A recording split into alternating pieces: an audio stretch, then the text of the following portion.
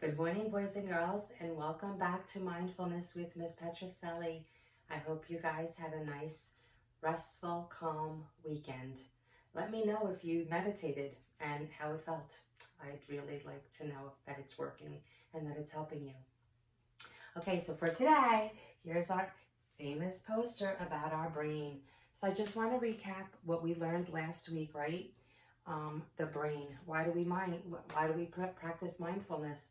Because we are exercising our brain to help us focus better, to help us just be calmer, not reactive, but reflective, right?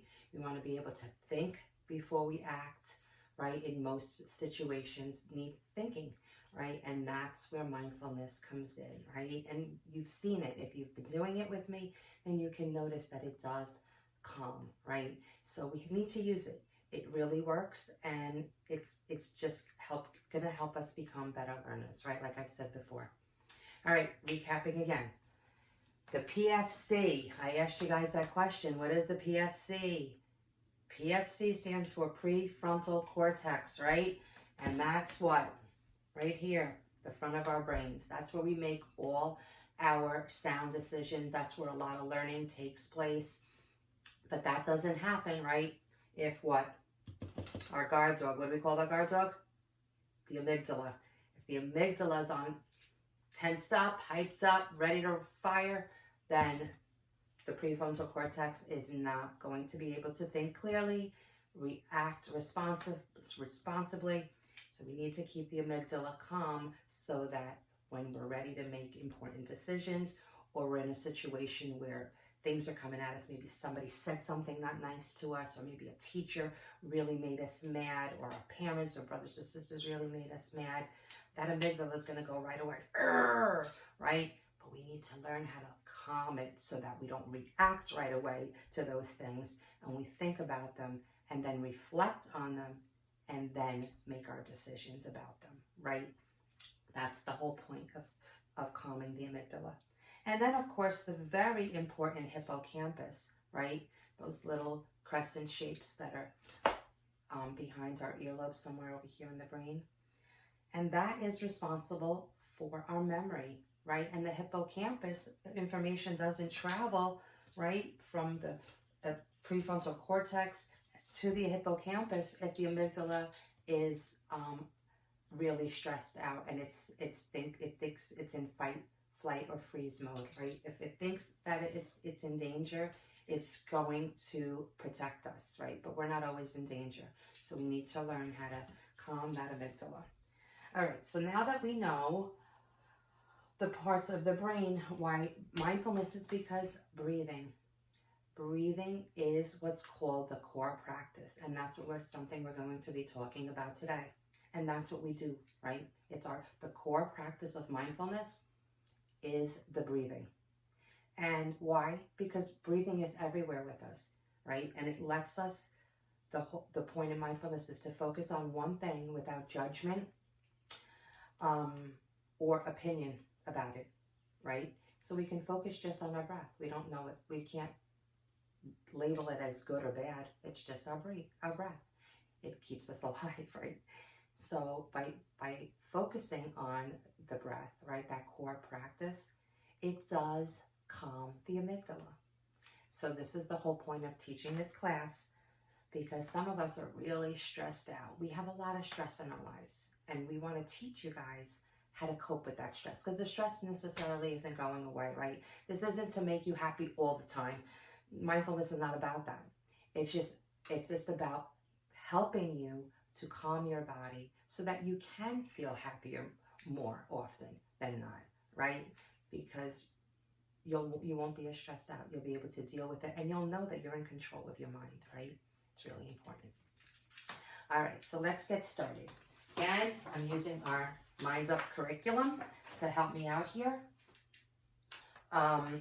So what is the core practice?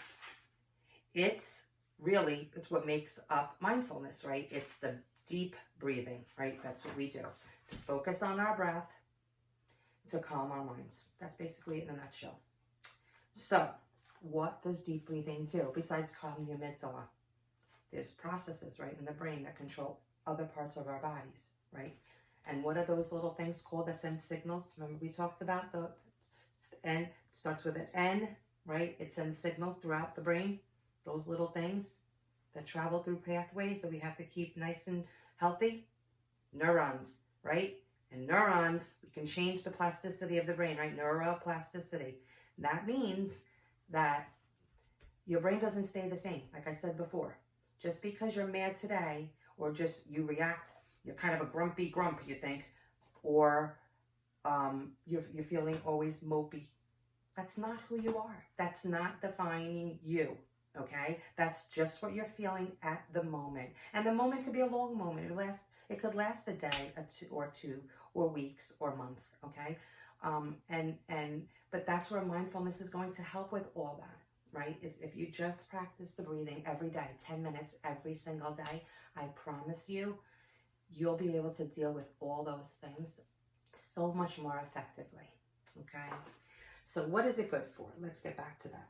It slows your heart rate, right? Because when you get hyped up, boom, boom, boom, boom, boom, that heart starts pumping.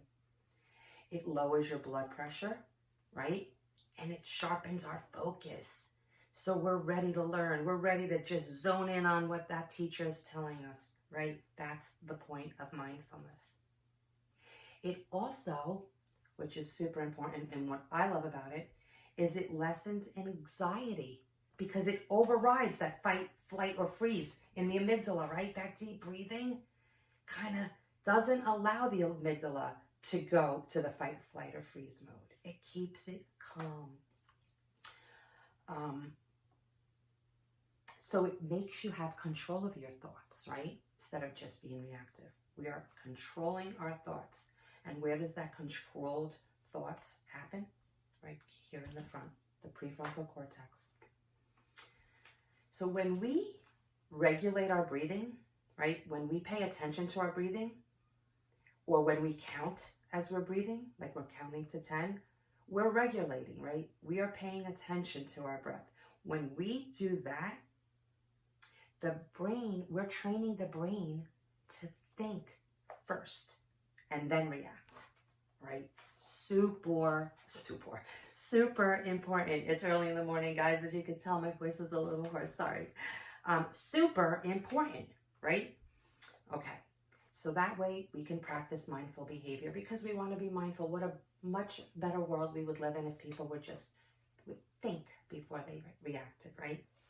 We all need practice with that, myself included. Sometimes I just react, and that's when I think about, boy, I could have been more mindful. Remember we talked about being mindful and unmindful? We want to be mindful, right, guys?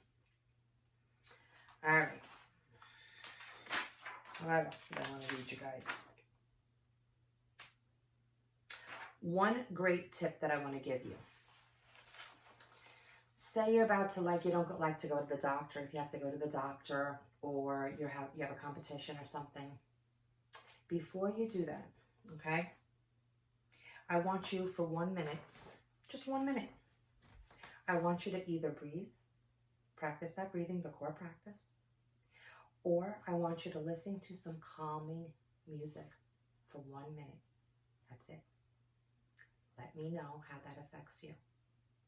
It really works. I know music is very helpful to me. It absolutely affects my mood.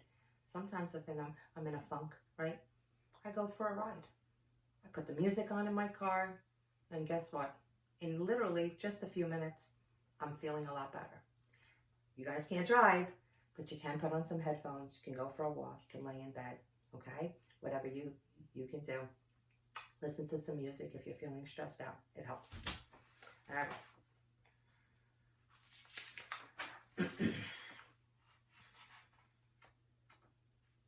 All right, so this week our focus is going to be mindful listening.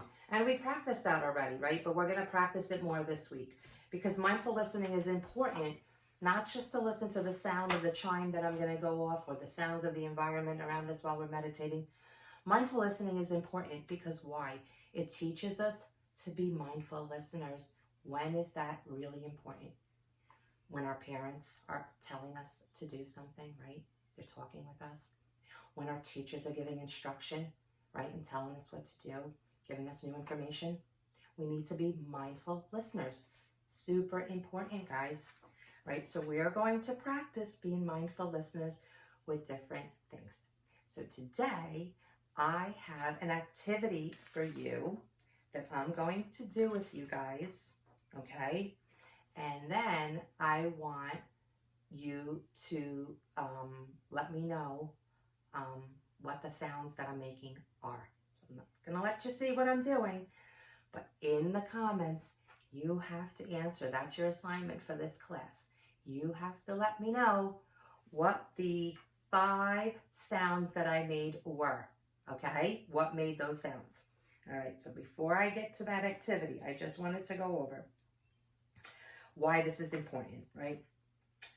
We're not usually mindful of every sound because our brain helps us focus our attention, right? There's a lot of different sounds going on, like even when we're learning in school, kids might be tapping their pencil, kids might be, bells are ringing, announcements are being made, right? There's a lot of outside noises going on.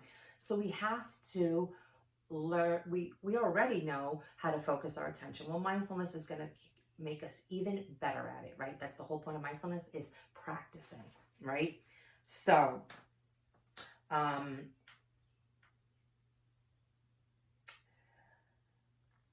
not going to go into, there's a filter in the brain that helps actually filter out our sounds, and that's called the reticular activating system, and the RAS. And the RAS in our brain is a system in our brain that helps us to just focus in on one thing. And the mindfulness actually supports the RAS in doing that. Okay, so I'm going to be right back with the sounds. Okay, so remember, we're practicing mindful listening today. Okay, so I'm going to make some sounds. I'm going to come over here and I'm going to make some sounds, and I want you, write it in the comments, this is your assignment, to tell me what the sounds are.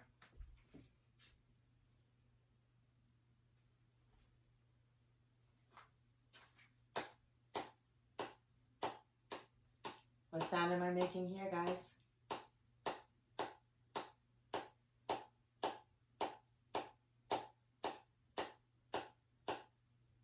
All right, that's the first sound. What sound was that? Right. Ready for the second sound? And I'm going to make the second sound. Are you ready?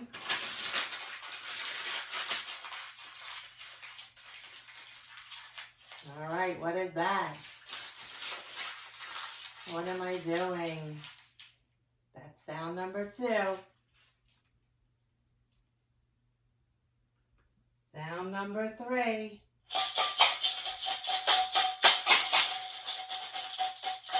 What is that? What sound is that, guys? It's number 3. All right, ready for number 4? All right, here it comes. Oh, don't pay attention. That wasn't it yet. All right, here it comes. Number 4. Can't see what I'm doing. Gotta hide it. Ready?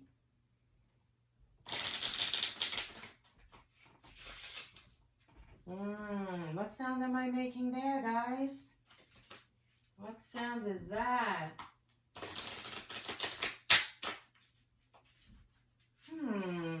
What is Miss Petrocelli doing? I'm going to do it one more time. Hear that? That's number 4. And the last sound I'm going to make, pay attention. What am I doing?